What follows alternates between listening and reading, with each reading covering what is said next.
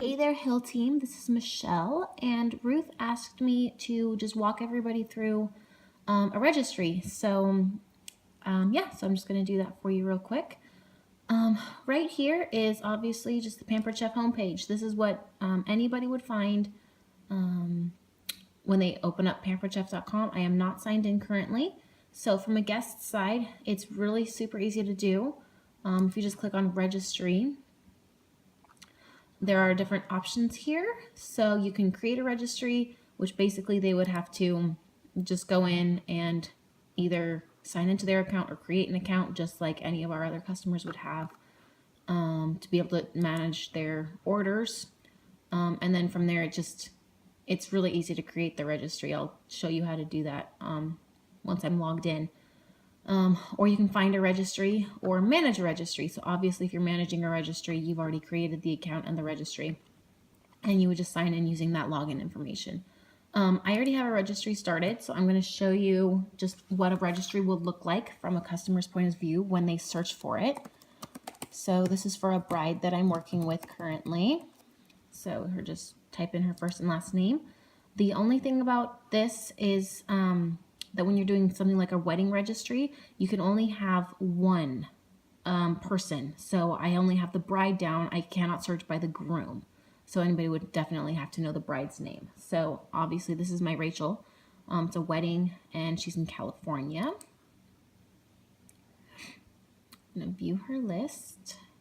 So then it's just like that. I have it titled as Rachel and Chad's wedding registry. So obviously anybody that knows the groom would know that, okay, yes, that is the right wedding because his name is Chad. So we've got all of the items that she wants here. So just from a guest's perspective, just like a regular, department store registry or any online registry that we're used to, you just click add to cart and it'll add it to your cart. And then when it's time to check out, the customer will have the option of choosing to have it shipped to themselves or to the couple. So that part of it is really super easy, just, like the online registries that we're already used to. I'm going to go and sign in.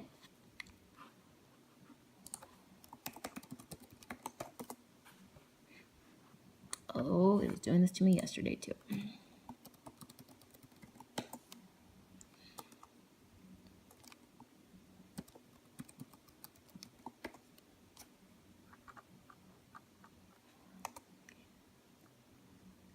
Okay, there we go. Good.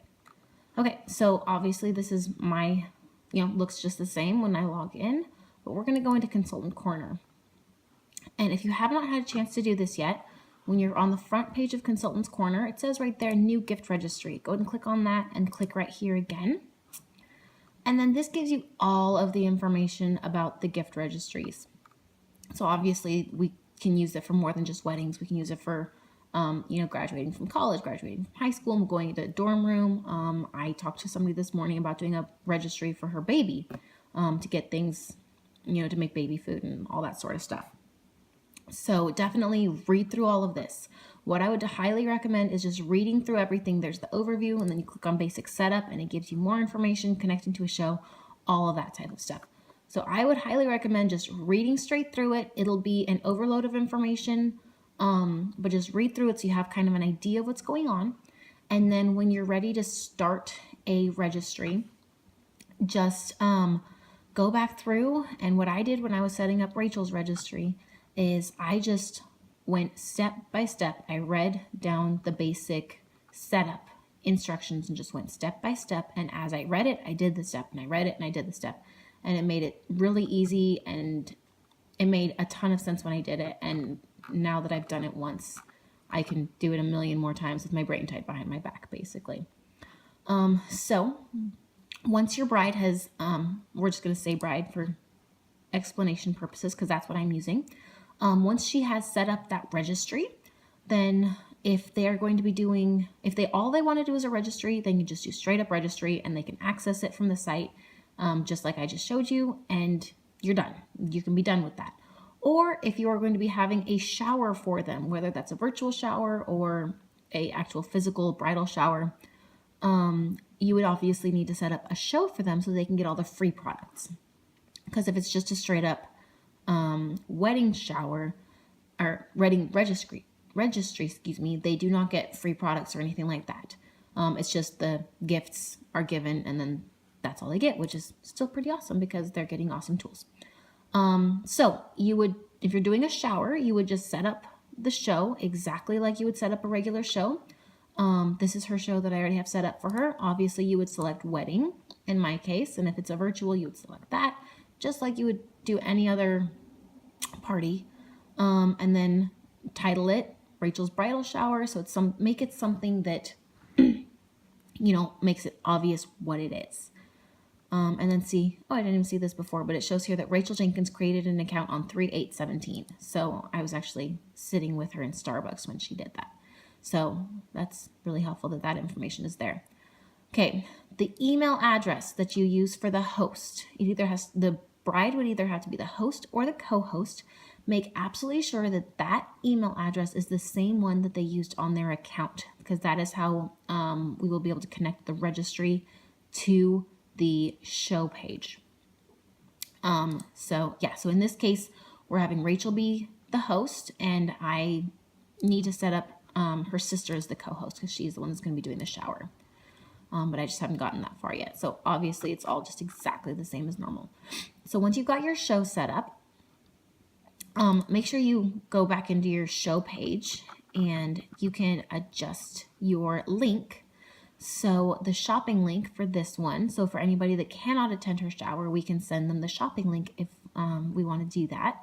And so it'll be that pamperchef.com/go/Rachel and Chad 2017. So it's personalized and we know exactly who it is that we're doing that for. And they, that way the guests can know what's going on too. When you're ready to add the registry, so you're going to just click on host wish list. And right here, it'll be blank. So we're just going to go into edit to make it look different.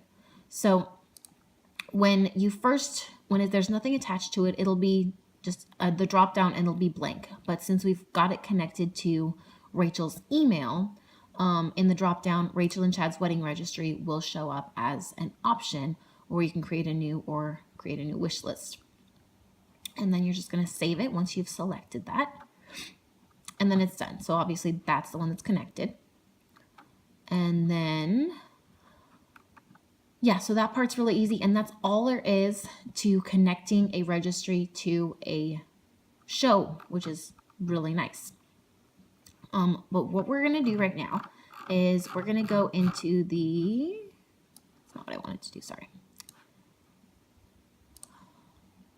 We're going to go into the show cart because I was kind of looking at it a little bit on the app. You cannot use, as far as I can tell, you cannot use the app to add something from a wish list onto a party. So you would have to use either, the browser on your phone if you use your phone, or on your tablet, or just a regular internet browser on a computer. So that makes it a little bit different than what we're used to. Maybe if you're used to being able to use your app for everything, which is what I do. So what I have here is I have myself set up as a guest on here just because I've been playing with the registry a little bit. When you are ready to do a checkout at the bridal shower, you would just proceed like normal. So any items that the guest wants, so I'm going to go ahead and add this for myself. I want the whipped cream maker. So that's on there. Obviously, it's just totally normal.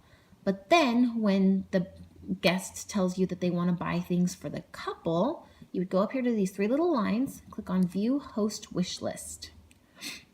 So you would have whatever method you have of showing the guests what is on the wish list. I personally have a wish board that I set up, and it's got little clotheslines on it, and I cut out all the products that they want, and I basically clothespin them up onto my little clothesline. Then the guests bring me those little pieces of paper, and I just use that as how I keep track of things. But then when I have those little items now instead of having to search for the items, all I have to do is click on that host wish list up in the corner. And then we're going to say that I want to get them the grill glove set. So then I just do the drop down, and then I put that I'm going to buy it. And then go back to view cart. and it is back there. And then right here next to the grill glove set, it has that little WL because that stands for wish list. So that shows me exactly which items I'm buying for myself and which items I'm buying for the bride in this case. And then all I would have to do is do checkout like normal.